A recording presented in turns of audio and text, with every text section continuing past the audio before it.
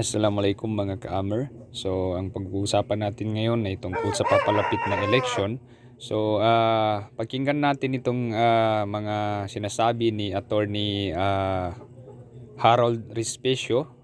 So, isa siyang abogado and then at the same time, isa din siyang IT expert. So, nakapag-aral siya ng computer. So, ang pinag-uusapan niya dito is yung tungkol sa automated counting machine na gagamitin ngayon May 12 election. So, ito yung sample ng receipt na galing sa automated counting machine. So, as you can see, meron ditong system hash.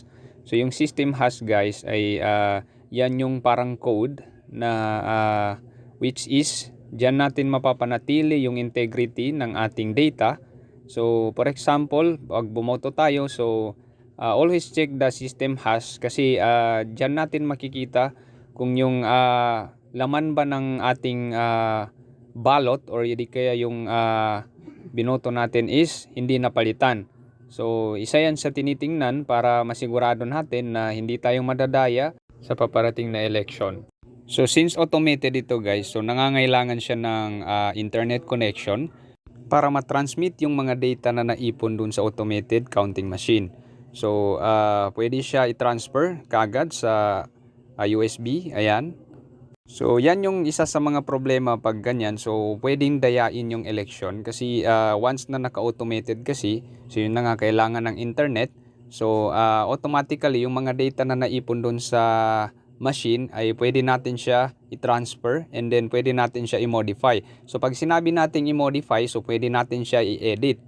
So, pag na-edit yon, so ibig sabihin, pwede madaya yung resulta ng election pag hindi ito natugunan ng COMELEC. Ang masasabi ko lang dito ay meron talagang advantage and disadvantage yung automated counting machine na gagamitin ngayong election.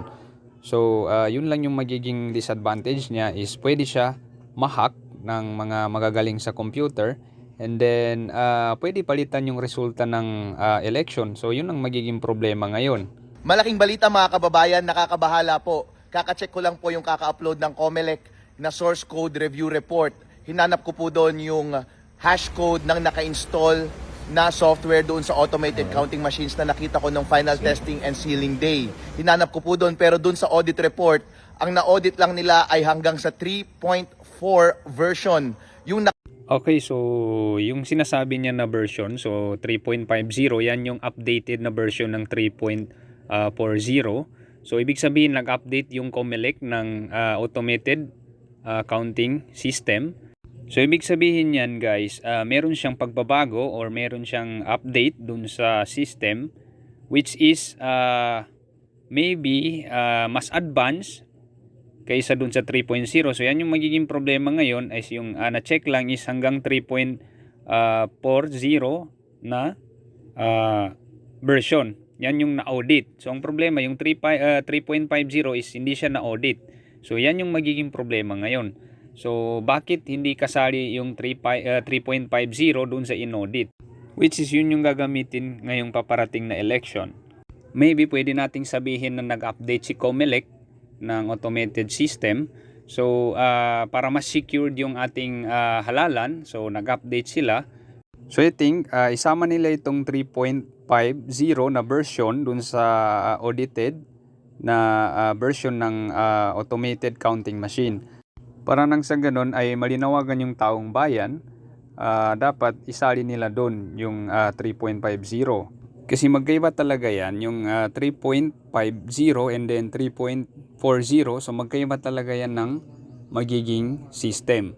So updated yung 3.50 which is yun yung pinagtataka ni Attorney Harold kung bakit hindi kasama itong 3.50 dun sa audited na version ng automated counting machine. Ang ibig sabihin lang yan is pag hindi kasali dun sa audited version, so ibig sabihin illegal siya na gamitin kasi hindi siya dumaan sa testing.